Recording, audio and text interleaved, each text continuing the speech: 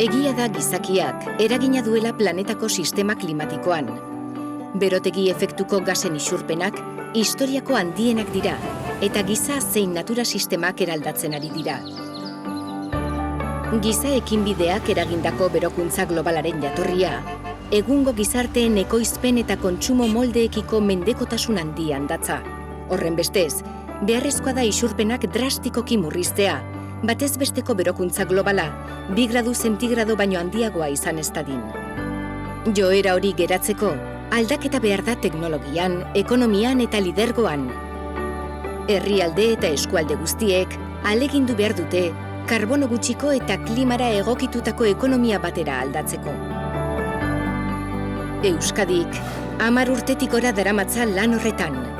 Europako irizpideekin bat eginik, karbono gutxiko gizarte, ingurumen eta ekonomia sistemarako bidean aurrera goaz, datozen urteetako 6 ingurumen erronka nagusiei aurre eginez.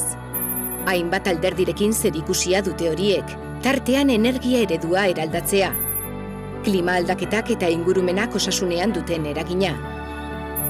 Baliabide eraginkortasuneko ekonomia zirkularreko eredua abiarazteko premia. Gure natura kapitalaren zaintza. Biarretziko belaunaldiekiko konpromisoarekin eta erantzukidetasunetik.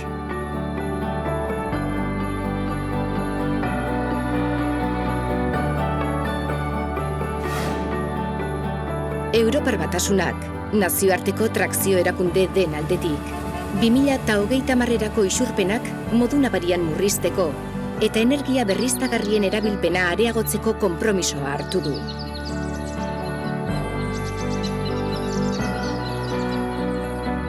Horiek horrela, eskualdeak gero eta konprometituago daude klimaekintza globalarekin.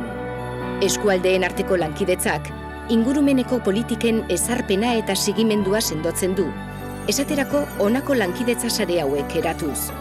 Energy, Encore, The Climate Group, Euskadik eginkizun garrantzitsua du azken horretan, mundu mailako mugimendu horren estatuen eta eskualdeen arteko aliantzan lehendakarikide denez. Estatuek izenpetzen dituzte itun nagusiak, baina eskualde eta hiri mailan gauzatzen dira ekintzen 80%.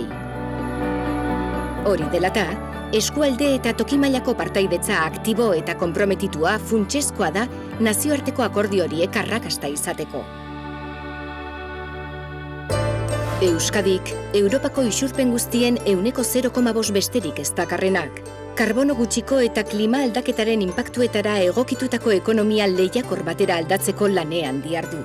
Horretarako, 2020erako Euskal Autonomia Erkidegoko ingurumen esparru programan ezarritako konpromisoak betez, 2050erako klima aldaketaren Euskadiko estrategia osatu du. Epe labur eta ertaineko ekintza planen bidez gauzatuko dena, murriztea eta egokitzea xede direla.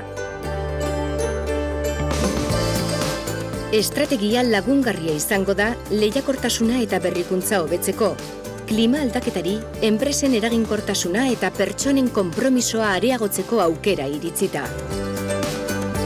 Aipatutako helburu horiek lortu ahal izateko, 9 jomuga eta 24 jarduera ildo zehaztu dira guztira. Murrizketa premiak ezarri zaizkie energia sektoreari, garraioari,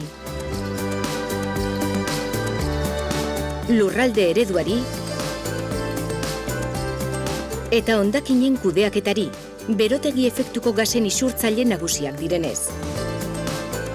Eta egokitzapen premiak berriz, naturguneari, lehen sektoreari, itsasertzaren babesari, eta ur hornidurari.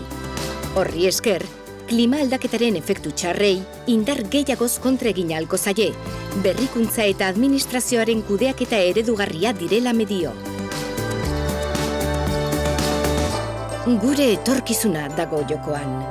Klima aldaketaren aurka egitearen kostua, munduko barne produktu gordinaren 2% da, aurka ez egitearena 20%. Euskadi aurka egitearen alde dago, erronka bere gain hartzeko prest dagoenez. 2050erako klima aldaketaren Euskadiko estrategia.